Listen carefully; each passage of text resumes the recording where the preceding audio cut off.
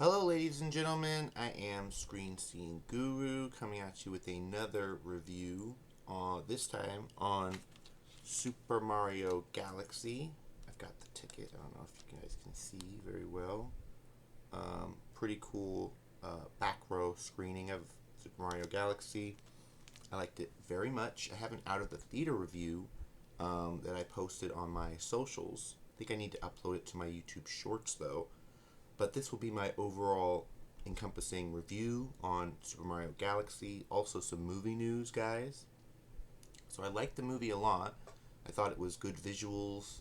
The plot, the one criticism I've heard from people is there was no plot. Characters were kind of just running around doing whatever. I liked the introduction of Yoshi. Yoshi was, classic character from the games. Really cool to see just the Mario and Luigi going to different realms, the galaxies. That was really fun. Bowser Jr. stole the show. Really good. Benny Safdie voicing Bowser Jr. Jack Black was really good in it. The one thing I would say though is that it ended kind of just like any other Mario, movie. The threat wasn't really big besides the Koopas having this gun that could destroy other worlds. That kind of felt very Star Wars, the last trilogy, kind of vibes of like Episode 7. But besides that, I thought it was a really cool adventure. More screen time with the characters you love. Peach was kind of running all over the place. Rosalita was kind of like a throwaway character because she didn't have a lot to do besides being like a power battery to this weapon. But besides that, really good visuals from Illumination Studios. I would just say, like in my review, they got to make these things quicker. Don't be waiting 3 years to give us some subpar film for kids. Even the adults want to see some kind of story. And this one kind of dropped the ball on that. But I liked it a lot. Preferred it over the 2023 first Super Mario Bros. I just preferred this one more. Maybe because of the space elements of it. Love the Bowser Jr. spaceship that was flying around. Fox McCloud. Nice introduction to Nintendo Universe. They could do a whole spin off of him if they wanted to. Not sure if they will. That kind of felt like a once in a while character, if you ask me. Fox McCloud. I don't think they'll be doing a series about him anytime soon, or even the other space galaxy creatures they introduced with him. I think that was just kind of a one and done. A call out, shout out to all the Smash Bros fans that played the game. I don't think they're going to do a Smash Bros movie though, because of the contracts, the rights is all up in the air. I did hear though that Charlie Day, who voices Luigi, wants Danny DeVito to play Wario. So there's a big campaigning going on from the cast of Always Sunny. And also they teased, they have to have a bigger threat in this next one. The threat wasn't a big deal. It's Bowser Jr., which we've all faced him in the games as well. But the interesting thing is they showed off Bowser Jr.'s weapon. I want to go into this real quick. A paintbrush, and he uses the paint to basically make these creatures or figures. They never tell you where the paintbrush came from. They never tell you where Bowser Jr. found it. And at the end of the movie, Mario ends up having to save Bowser Jr. from like a giant dragon that he makes with the paintbrush. And the dragon turns on him and eats him up, gobbles him up. Looks like an Ender Dragon from Minecraft too. So it's very, these games kind of merge in, their graphics. But I'd like to see who that paintbrush belonged to. Was that maybe Mickey from like Kingdom Hearts? I got very Kingdom Hearts vibes at the beginning of the film when you see Rosalita's like floating castle.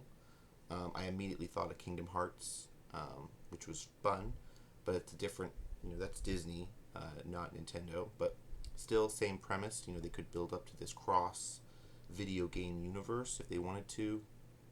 I don't know. Let's go into some movie news real quick. I got some notes jotted down. So real quick, I did a video on CinemaCon, and it got some views, which is very nice. Looks like we got all the way up to 18 views, guys. Really thank you for that. But real quick, I do want to mention some things I forgot to mention in the last video. So Beekeeper 2 was revealed from Universal Studios. It had footage as well. So they had footage for Beekeeper 2 that dropped online. I believe the trailer is going to be dropping soon. The footage that we first saw was like from CinemaCon, but usually like a week or so after they drop the official footage. I wanted to say they dropped the Clayface trailer. Clayface is out now. You guys can check it out. Horror vibes. They also have a poster revealed from James Gunn. So that's really cool. But yes, Beekeeper 2. I'm looking very much to that. Clayface I'm looking forward to. They have a movie called A Cult Is My Passport. They had footage shown off for it. I'm not sure when we're going to get the trailer for that. A Cult Is My Passport. But it's being made by the same guy who did Raid and Raid 2. So if you guys know those films, they're pretty good, action-packed. Let's see. How to Rob a Bank was talked about. Yeah, Spaceballs, the new one, which is coming out in April of 2027. So really cool. I get that as a birthday gift next year. But yeah, moving on from Spaceballs, let's see what else we've got. Because that was Amazon MGM. Highlander first footage was shown off. Henry Cavill did a video call from like the Highlands or wherever the hell he was. Then we got Dog Stars, which I believe the trailer dropped online now. It's got Josh Brolin. Who's the guy from Euphoria? Jacob Elordi. Yeah, he was in Frankenstein. It looks like a post-apocalyptic zombie film where they're running from people that may be infected, or they're running from a clan of people. Looks interesting. Dog Stars, apparently based off a book, which I hadn't heard of. Then we've got Paramount panel. So we got Teenage Mutant Ninja Turtle Universe. They're talking about doing another reboot in live action. Not sure if they're gonna hire. Oh gosh, what was his name? Who did all the Transformers? Michael Bay. I'm not sure if they're gonna hire Michael Bay back, or if they're just gonna be like, get someone else. They talked about Star Trek, but there was no footage shown, no story plots, nothing. Just, we're gonna do more Star Trek, which they've been saying for almost a year, but we haven't gotten anything real. World War Z was talked about. A Quiet Place Part 3. Call of Duty movie being written by Taylor Sheridan. I'm looking forward to that. That doesn't come out till 2028. So Paramount was talking about projects like 2 and 3 years into the future, which is funny because Paramount, they've got a lot of things coming down the line, but not necessarily this year. So I think they had to incentivize, we're going to have stuff, guys, you just have to wait. Sonic 4 footage was shown, which was pretty good. Let's see. Scary Movie 6 was talked about, and how they're not going to be pulling the punches from anyone. Everyone is going to be a punchline joke. Avengers trailer is out now, I guess. I haven't seen it yet about Endgame, but I guess the trailer has dropped online. And yeah, Warner Brothers had a big panel presentation for Supergirl. Millie Alcock was there with Jason Momoa. Superman Man of Tomorrow was teased. The new logo was teased, which very heavily hints towards Brainiac. Lord of the Rings, Hunt for Gollum, they announced the cast. So the cast was announced. Mortal Kombat 2 footage was shown. Practical Magic 2, the trailer has dropped, which I'm very excited for. Cat in the Hat with Bill Hader. Not too into that, but it might be good. Evildeadburn dropped its trailer online, so you can see that. Dune Part 3 had like 7 minutes of footage. Game of Thrones, Aegon's Fall or Aegon's Conquest. Not sure if they're going to title it either or, but the story of Aegon is going to be turned into a feature film, which is pretty good. Minecraft 2, The Flood from Zach Krager. So yeah, really interesting stuff. And then Congressman Burchett was recently talking about aliens. So that was very fascinating stuff going on. Let me turn this light off because it's already dead. Let's see. What else is going on? Star Wars Celebration next year in 2027. will be happening in LA. So really cool stuff going on there. They're probably going to talk about a new slate of projects. So that's very interesting. Intelligentsia Group is blocking Congress from accessing data.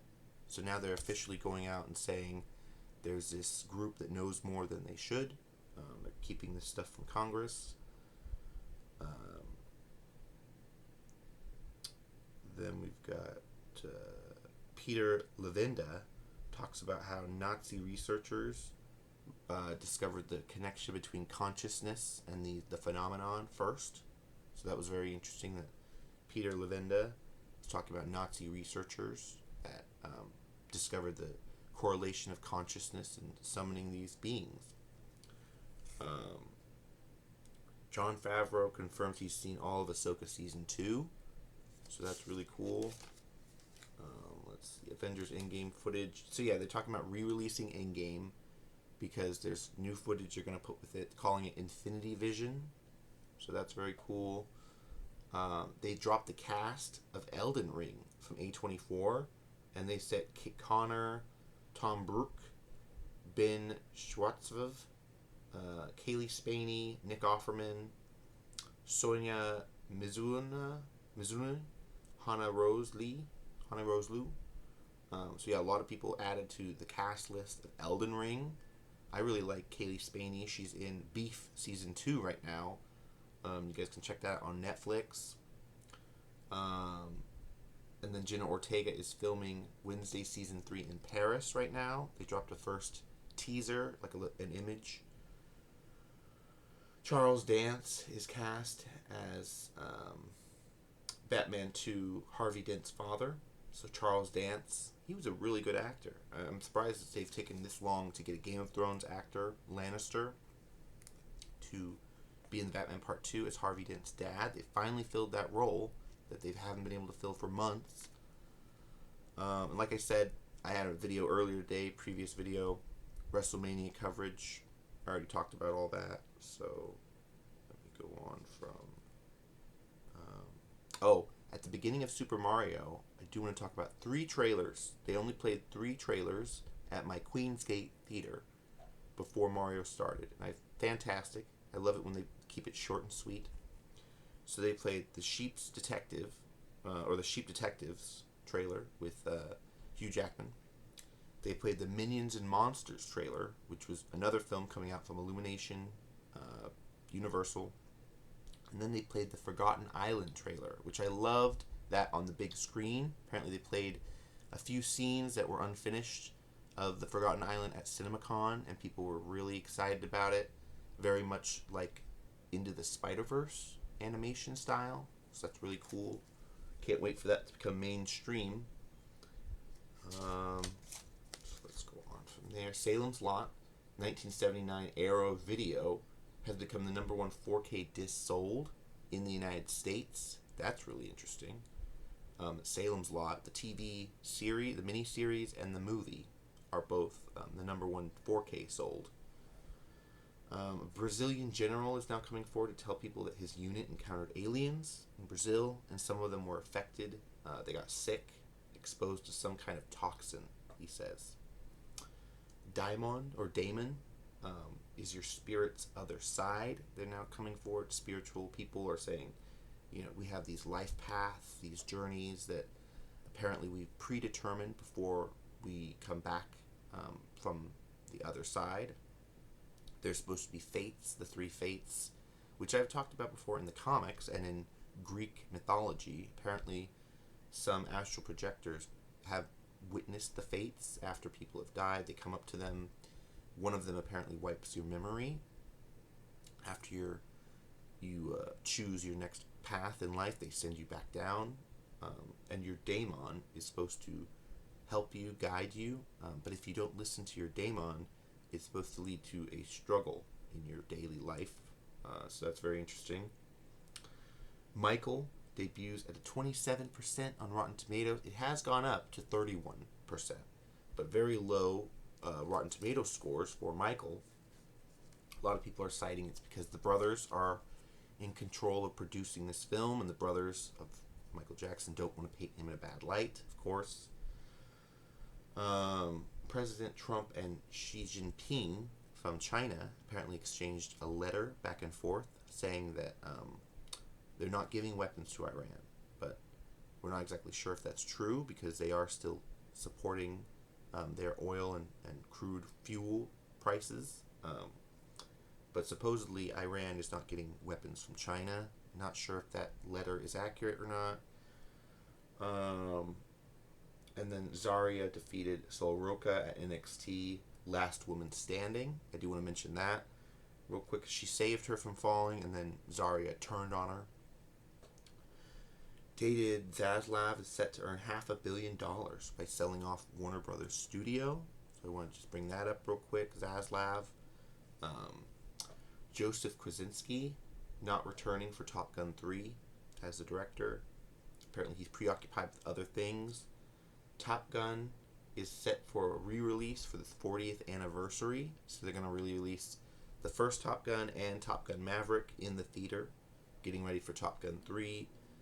There's going to be popcorn buckets that are like fighter pilots' helmets.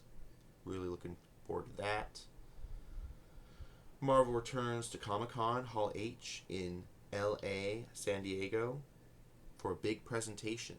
And this is the first time they've been in Comic-Con in, I think, like 2 years. It's been like 2 years since they've been to Comic-Con.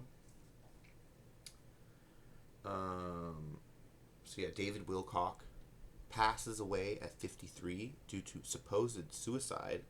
If you guys are familiar with Ancient Aliens, some of the personalities on that show that talked about ancient astronaut theory, now it has been confirmed there are 3 individuals from that show that have passed in 2026. Our first was Eric Van Daniken. He passed, of course, of old age. He was a great trailblazer in ufology. Don't remember who the second one was. Don't really have any information on the second person who died from Ancient Aliens. But David Wilcock is a big one. I mean, he was huge in ufology, and then he kind of became a private source. He started charging people for money, and his stuff kind of turned towards the religious aspect. He kind of became a prophet because his father was a preacher. But very unexpected, people were saying he looked different in the video he released a few days ago, and he was saying he was sick, and now he apparently is dead. I don't believe he killed himself. I think this is some government bull. But yeah, very interesting to see. David Wilcock has passed. A lot of people listen to him, whether or not you liked him before or after he was on Ancient Aliens. But it's very concerning. It goes along with these missing scientists that they're reporting on. They found another one recently. A nuclear scientist was missing since last year. They just found his body in his burned up Tesla car. So he's like the 14th or 15th missing scientist they've discovered. Invincible Season 4 has wrapped, guys, on Prime Video. If you haven't been watching Invincible, it is sick. Really sick animation. I wonder how they'll do it live action. I really do, because they've teased for years that if the show goes on and on, they'll make a live action version. But I'm not sure how they can. I mean, it's some of the best television out there. Influencer Emily Hart is AI, created by a student in India. So Emily Hart, I guess Republican, MAGA, conservative, blonde model, which a lot of people have been following and resharing her posts, is not a real person. She's actually an AI model. The Council of Nicaea in 250 AD took out the Book of Enoch. So this is, of course, the men that took the stories together to make the Bible. The Council of Nicaea. This is now being reported on. If you do theologian studies, Nicaea, they took a lot of the stories out. The Ethiopian Bible has like 180 stories, where the regular Bible only has like 85. So they took like over 100 stories out. Anna Paulina Luna talked about Enoch and how you need to read the Book of Enoch. She was most likely led down this path by someone else. But the Mandalorian and Grogu, I want to say, really cool movie coming out, I went out to my local uh, mall and my Barnes and Noble to pick up the magazine because I'm a big magazine fan. I like to get them framed in my room. But check out this new Empire magazine, Mandalorian and Grogu. I'm not sure how well it's coming up on the camera, but you can see little baby Grogu and the Mandalorian. Really cool first look. And I love to get these, whenever they come up with the brand new titles. But let me skip forward. But you get to see, a bit of Spider Noir. We talk about that a bit, which is cool. Hard-boiled hero swings in. I've got the Spider Noir comic book to read. But it's always nice to have a little bit of a first look. We've got first look at the Beatles upcoming, how they're going to check out the Fab Four. So that's really cool, entertainment-wise. Let's see. Oh yeah, they talk about sheep detectives, which is cool. Turtles take over. Let me see if I can go. Chase Infinity, talking about how she was in one battle after another, and this New Testament show. Infinity Goes Beyond.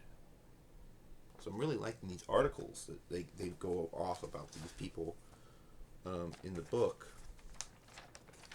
Try to find a really good one. Because the Star Wars, usually Star Wars is like right in between, but right here. I've been watching Monarch, Legacy of Monsters, and they've got a Monarch Legacy of Monsters article in there, right? Really cool stuff.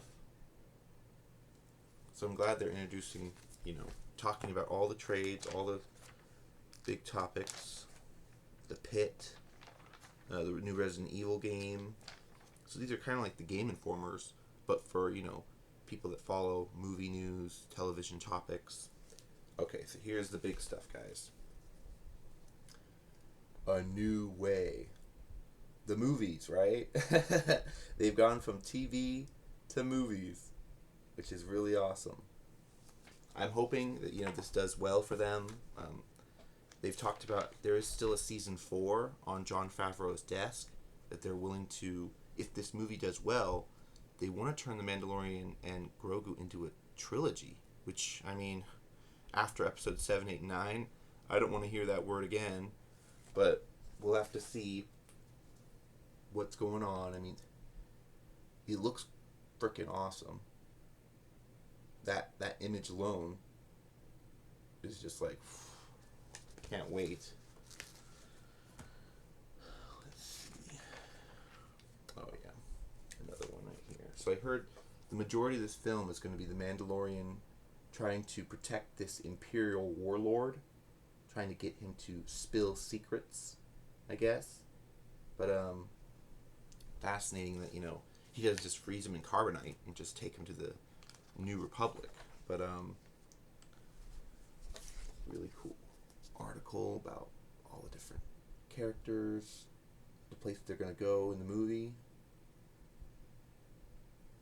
I do wonder, because they have shown off a lot of monsters in The Mandalorian before. Will we get I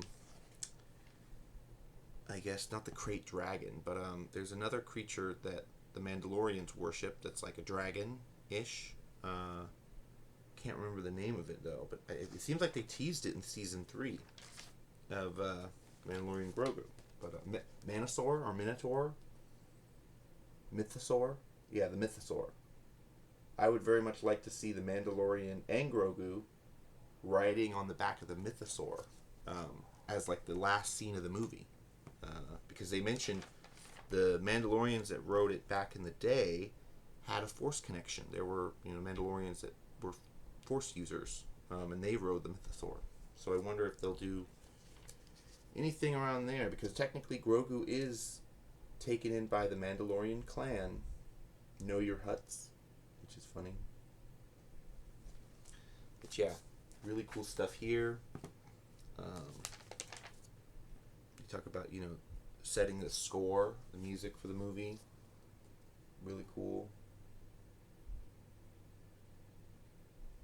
And the soundtrack's always been killer for Mandalorian. On the Edge, we've got the Charlize Theron and Taylor Egerton film, which I'm not really sure why they're releasing this, but, you know, thriller action film when the stars need to get work, right? Even Charlize Theron, my brother said, she's a little old to be getting these roles, being typecasted in these. But Taylor Egerton's a new star. It needs to be coming up. Interesting that they had the cast of, what was it? Not The Stand, but we had an idea what would become. We had no idea what it would become. Yeah, Stand By Me. Very interesting article, you know, about the kids from Stand By Me. Which I wonder why they took so long to release this article. But, you know, that's kind of cool. Always informative. You know, they talk about, it's based off the book, Stephen King book, The Body. And they turned it into Stand By Me.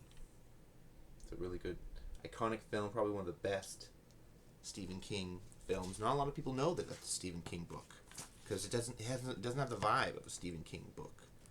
But it is King. Anything else in this article? I guess Out to Sea. I'll cover that real quick because it's got Turner in it. Mrs. Dua Lipa is going to be in a fishing movie, I guess, fishing show. Something. But yeah, pretty cool. I'll definitely be skimming through this in the next few days because there's a lot of interesting things coming out.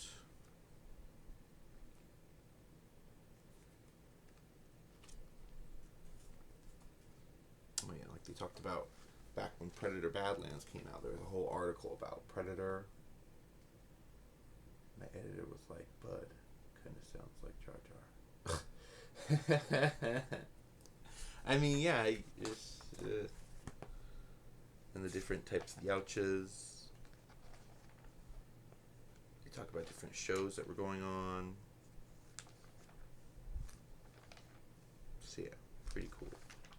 Pretty cool stuff from this Empire magazine. Mandalorian go to the movies. Why not? So I've got some more stuff to show off real quick, guys. Before I end this stream, in this video, have been catching up on my manga recently, trying to read, you know, some new books. And I got Dragon Ball Super Book 6. Looking forward to this. Super Warriors Gather. So ever since Goku became Earth's greatest hero and gathered all 7 Dragon Balls to defeat the evil Buu, life on Earth has grown a little dull. But new threats loom overhead, and Goku and his friends will have to defend the planet once again in this continuation of Tori Toriyama's best-selling Dragon Ball. So, really looking forward to this. This is book 6. Trying to pick up where Dragon Ball Super left off, because I know they're rebooting it. They're going to do another season of Super, picking up where the mangas left off. So I am trying to get into the mangas and catch back up. I've also got, so that was 6, I've got 10 as well. So not quite in order, but I know the show ended like right around 3 and 4. So I am catching up on some of the others to just like get caught up. So I've got 6 and I've got 10 in my I've had 10 for a while and I haven't cracked into it. I just got 6. So that's cool. And then of course I want to dive into my physical media because I got some physical media. Very interesting title from Criterion. This was at the Barnes & Noble as well. This was David Lynch's Twin Peaks Fire Walk With Me, the movie from 1992, remastered in Criterion. So it's got a really nice slipcase. Put down right here. Cardboard slipcase. We've got, you know, the frame. Very interesting, the spine of it. and then you open it up inside.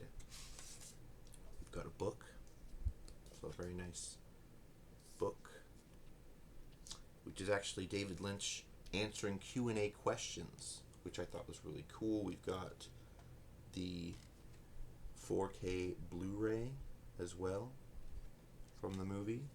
I can kind of show you what the image looks like without the discs inside.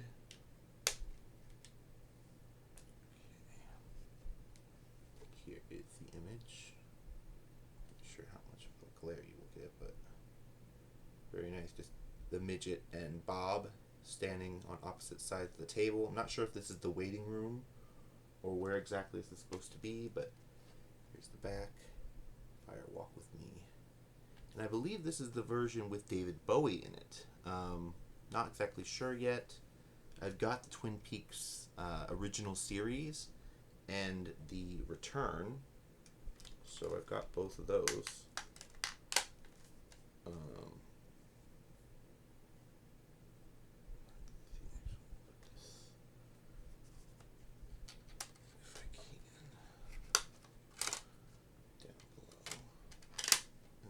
Blu-ray on top.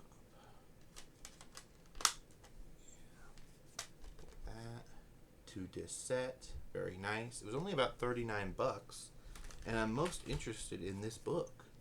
You know, Blue Roses, Blue Velvet, the Q&A questions.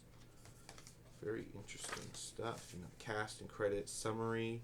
Suddenly my house became a tree of stores. Talent of Twin Peaks, about the master. So yeah, they talk about all kinds of things. Suddenly my house became a tree of sores. A tale of Twin Peaks.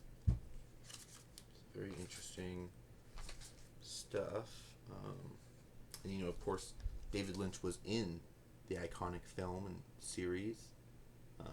He had a hearing aid implanted, so he was quite loud when he was talking to his cast and crew. But yeah, very influential. Really cool book too they got for him. Answer,